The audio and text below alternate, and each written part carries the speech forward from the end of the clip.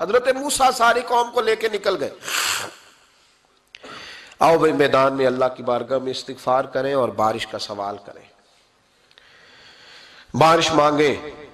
جب باہر نکلے دیر تک دعائیں ہوتی رہیں تو حضرت موسیٰ علیہ السلام کو رب کریم نے وحی فرمائی کہ موسیٰ آپ کی قوم میں نے ایک شخص ہے جس کو 40 سال ہو گئے نافرمانی کرتے.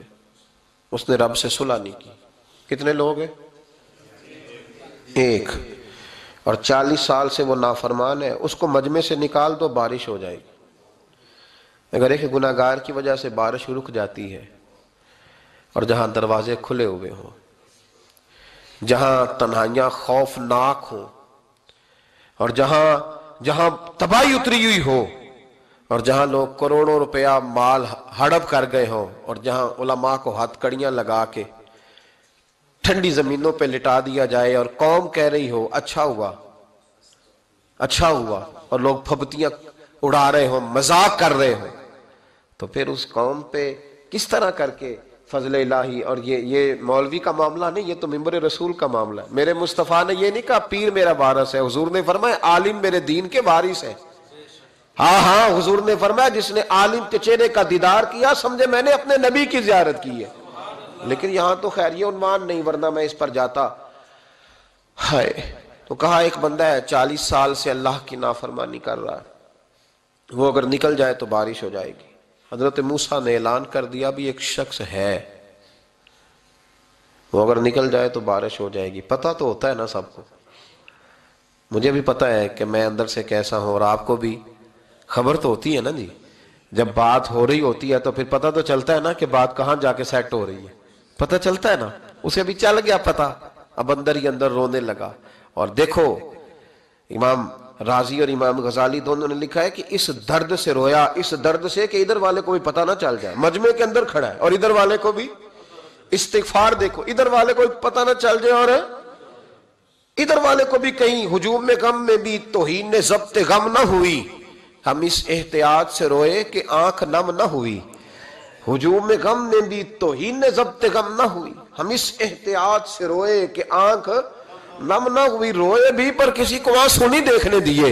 اب اس درد سے کہتا ہے اللہ تو معاف کرنے والا ہے نا، تو معاف کرتا ہے، پردہ پوشی کرتا ہے. اور مالک اگر لوگوں کو پتہ چل گیا تو میرے تو بچوں کا بھی جینا حرام کر دے گا.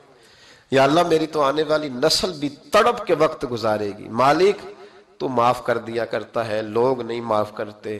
اے اللہ یہ میری خوبیاں بھول جائیں گے، میری خامیوں پر بات. مالک میں یہ ذلت نہیں برداشت کر سکتا، فضل فرما. حضرت موسیٰ نے دوبارہ اعلان کیا نکلتے ہو کہ نہیں نکلتے؟ پھر تڑپا خداوندا مجھے بے آبرو نہ کر. یہ ذلت اور رسوائیاں یہ نہیں برداشت ہوتی. اللہ درگزر. حضرت موسیٰ نے تیسرا اعلان کیا نکلتا ہے یا میں پھر اس کا نام لوں؟ اللہ سے پوچھ کے نام لوں اس کا، بتاؤ کون ہے؟ اب تو تڑپ گیا، کہنے لگا مالک میں تیری بارگاہ میں استغفار کرتا ہوں، آئندہ نہیں کرتا، آئندہ نہیں کرتا. یہ لفظ ادا کیے بندہ کوئی بھی نہیں نکلا. رب کریم نے بارش عطا کر دی.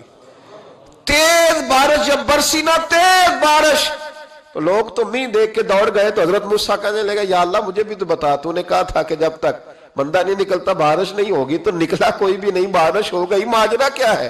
تو رب کریم نے فرمایا موسیٰ بس اس نے مجھ سے صلح کر لی، اس نے مجھ سے صلح کر لی. اور امام غزالی نے لفظ لکھے حضرت موسیٰ نے پوچھا، حالانکہ اللہ اپنے نبیوں کو غیب کے خزانے دیتا ہے، پوچھا کہ اے اللہ مجھے اس کا نام بتا دے. تو رب کریم نے فرمایا موسیٰ جب گناہگار تھا تب نہیں کسی کو بتایا، جب پاپی تھا تب نہیں بتایا، جب مجرم تھا تب نہیں بتایا، اب کیسے بتا دوں؟